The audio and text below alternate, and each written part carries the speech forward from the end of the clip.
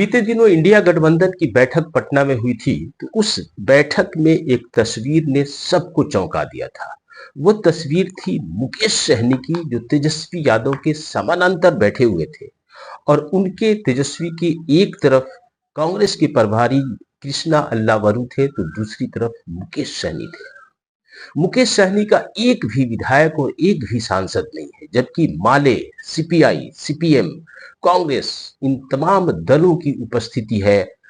माले तो सबसे बड़ी पार्टी है कांग्रेस और आरजेडी के गठबंधन में, लेकिन उसके नेता नेता किनारे ऐसी जगह पे बैठे थे कि जिनकी तस्वीर भी नहीं दिख रही थी। तो ये तस्वीर लोगों के दिलों में कई सवाल खड़े करती है कि जिस व्यक्ति के पास कोई सियासी ताकत नहीं है, आखिर वो तेजस्वी के पास क्यों बैठा है, और तेजस्वी यादव मुकेश सहनी को इतना महत्व क्यों देते हैं। मुकेश सहनी ये वही व्यक्ति है कि जिसने अपने जीवन में एक भी चुनाव नहीं जीता और उधार की विधान पार्षदी हासिल की बीजेपी से, और फिर वो मंत्री बने। उनकी पार्षदी खत्म हो गई तो उनको मंत्री पद से हटा दिया कांग्रेस, बीजेपी और जनता दल ने, और फिर उन्हें दूसरी बार विधान परिषद का सदस्य तक नहीं बनाया। आखिर तेजस्वी यादव उस मुकेश सहनी को इतना महत्व क्यों देते हैं, जिसने 2020 के चुनाव में आखिरी बार जब प्रेस कॉन्फ्रेंस की गई थी पटना के होटल मौर्या में, तो प्रेस कॉन्फ्रेंस को छोड़ करके मुकेश सहनी भाग गए थे और जा करके बीजेपी के साथ मिल गए थे। तो मुकेश सहनी का एक तो ऐसा कोई इतिहास नहीं रहा है जो अपने समाज और समुदाय का वोट खींच सके, और दूसरा ये कि उनकी कोई राजनीतिक वचनबद्धता भी नहीं है। हम आगे इस पर भी एक बात सुनवाएंगे, मुकेश सहनी की बात सुनवाएंगे। लेकिन आज की चर्चा जो हक की बात इरशादुल हक के साथ में, हम इस पूरे मामले को, मुकेश सहनी की जो जाति है, मल्लाह जाति की सियासत को समझने की कोशिश करेंगे, और उसमें मुकेश सहनी की क्या औकात है उसे भी जानने की कोशिश करेंगे, और ये भी जानने की कोशिश करेंगे कि इन सब बातों के बावजूद जिस मुकेश सहनी की जाति की आबादी 2.4% के आसपास है, यानी कि 2.5% से भी कम है, वो मुकेश सहनी को इतनी बड़ी भूमिका में तेजस्वी यादव बार बार क्यों रखते हैं। 2019 में तेजस्वी ने उन्हें अपने साथ लिया और तमाम सभाओं में उनको हिस्सेदारी दी। 2024 के चुनाव में भी मुकेश सहनी उनके साथ थे, हेलीकॉप्टर पे घूम रहे थे। आपको याद होगा मछली खाने की तस्वीर जो वायरल हुई थी। मुकेश सहनी को अपनी जाति का वोट भी खींच पाने में उनका नहीं निभा पाते हैं, फिर भी मुकेश सहनी तेजस्वी के लिए इतने महत्वपूर्ण क्यों है। आप स्क्रीन पर देख सकते हैं कि पूरी मल्लाह समुदाय में, जिसमें बिंद, केवट वगैरह भी जातियां आती हैं, अगर इन तमाम जातियों को जोड़ दें तो मल्लाह के साथ इन तीनों जातियों को जोड़ दें, बिंद को, केवट को जोड़ दें, तो इनकी आबादी करीब करीब 4% के आसपास ठहरती है। और ये तमाम जातियां अत्यंत पिछड़े वर्ग से आती हैं, और अत्यंत पिछड़े वर्ग का जो वोटर समूह है, उसकी कुल आबादी बिहार की कुल आबादी की 36% है। और बिहार की सियासत में जो सबसे महत्वपूर्ण फैक्टर है, वो अत्यंत पिछड़े वर्ग का फैक्टर है।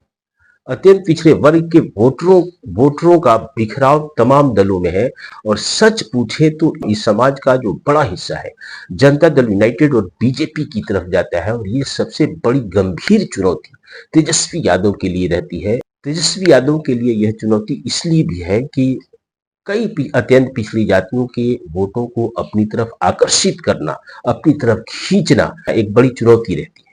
ऐसे में एक समूह बनता है मल्लाहों का, जिसकी आबादी 2.4% के आसपास है। तो ये जो वोटर समूह है, इसके दो बड़े नेता भारतीय जनता पार्टी और जनता दल यूनाइटेड में ऑलरेडी मौजूद, और ये है मदन सहनी और हरि सहनी। मदन सहनी जनता दल यूनाइटेड के नेता हैं, विधायक हैं, और हरि सहनी भारतीय जनता पार्टी से आते हैं। मदन सहनी की एक मजबूत पकड़ मानी जाती है मल्लाहों में, लेकिन चूंकि वो किसी पार्टी के मातहत हैं, इसलिए उनकी स्वतंत्र पहचान नहीं होती। इसी तरह हरि सहनी की भी स्थिति है, और हरि सहनी काफी पॉलिटिकली एक्टिव है, लेकिन भारतीय जनता पार्टी के साथ होने की वजह से उनकी स्वतंत्र पहचान नहीं है। तो इस तरह से मलाहों की जो वोटर समूह है 2.5% के आसपास, यह जो है जनता दल यूनाइटेड और बीजेपी में जनता दल यूनाइटेड और बीजेपी को ज्यादातर वोट करता है। राष्ट्रीय जनता दल की सबसे बड़ी चुनौती मल्लाह समूहों के साथ यह है कि उसकी उस पार्टी में राष्ट्रीय जनता दल के अंदर एक भी मल्लाह ऐसा नेता नहीं है जो अपना एक व्यापक प्रभाव रखता हो। और आपको हम याद दिला दें कि राष्ट्रीय जनता दल जब सत्ता की बुलंदियों पर था, 1996 से 98 में जब ये केंद्र में सत्ता का हिस्सेदार था, कैप्टन जय नारायण निषाद जो मुजफ्फरपुर के सांसद हुआ करते थे, वो केंद्र में मंत्री भी हुआ करते थे। लेकिन 2005 आते आते कैप्टन जय नारायण निषाद ने राष्ट्रीय जनता दल का दामन छोड़ दिया था और वो जनता दल यूनाइटेड में शामिल हो गए थे। वहां से भी वो सांसद रहे, बीजेपी में चले गए, वहां से भी वो सांसद रहे। और इसी तरह उसके बाद उनके बेटे अजय निषाद भारतीय जनता पार्टी का हिस्सा रहे और उन्होंने 2014 और 2019 में जीत हासिल की थी मुजफ्फरपुर से।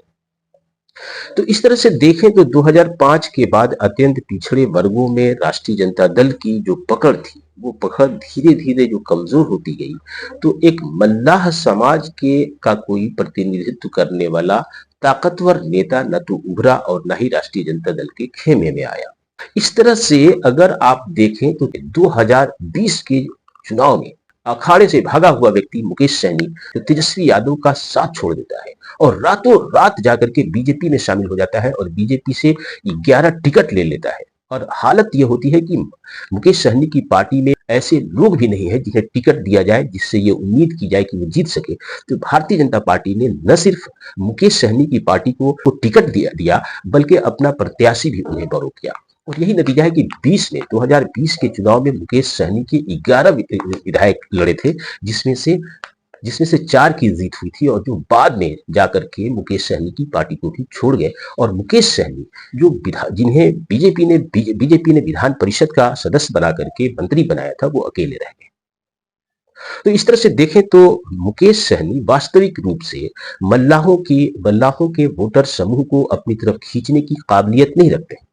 लेकिन तेजस्वी यादव के साथ समस्या यह है कि तेजस्वी यादव मुकेश सहनी के एक छवि को भुनाना चाहते हैं और चाहते हैं कि जनता दल यूनाइटेड और भारतीय जनता पार्टी की तरफ जो वोट सहनियों का मल्लाहों का जाता है, उसे रोकने के लिए कोई और हथियार नहीं हो सकता है। और यह एक तेजस्वी यादव की मजबूरी भी हो सकती है और उसी मजबूरी के तहत तेजस्वी यादव मुकेश सहनी को अपने साथ रखने की कोशिश करते हैं और 2019-2024 के चुनाव में मुकेश सहनी तेजस्वी यादव के साथ थे।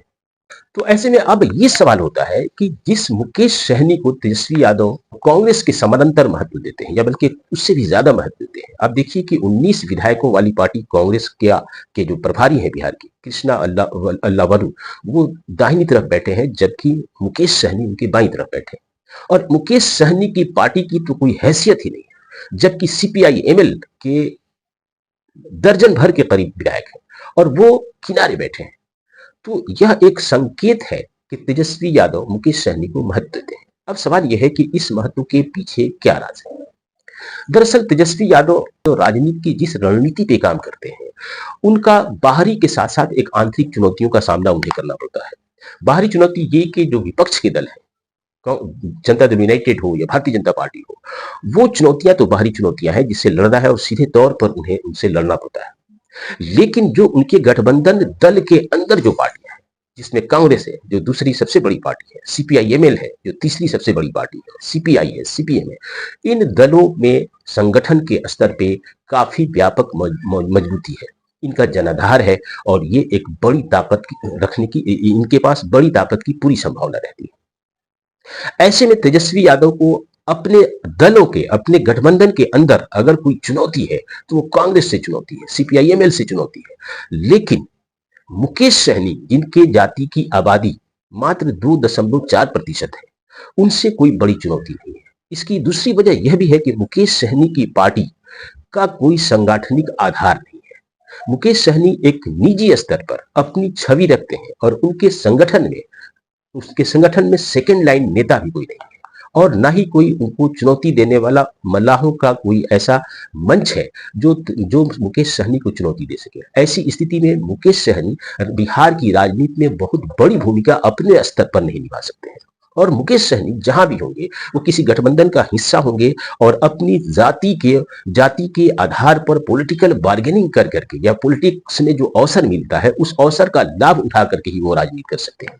ऐसे में तेजस्वी यादव के लिए मुकेश सहनी मल्लाहों को प्रभावित करने का एक टूल तो हो सकते हैं, लेकिन मुकेश सहनी उनके लिए कोई गंभीर चुनौती कभी नहीं बन सकते हैं। और यही कारण है कि तेजस्वी यादव मुकेश सहनी को अपने साथ और समानांतर रूप से बैठाने की कोशिश करते हैं, और ताकि कांग्रेस को या फिर सीपीआई-एमएल को, ये जो दो पॉलिटिकल पार्टियां हैं जो इंडिया गठबंधन की सहयोगी हैं, और इन दो पार्टियों को बार्गेन करने के लिए, इन दोनों पार्टियों को वश में करने के लिए, नियंत्रित करने के लिए एक टूल्स, एक औजार के रूप में तेजस्वी यादव मुकेश सहनी का इस्तेमाल कर सकते हैं। और यही कारण है कि मुकेश सहनी को तेजस्वी यादव इतना महत्व देते हैं।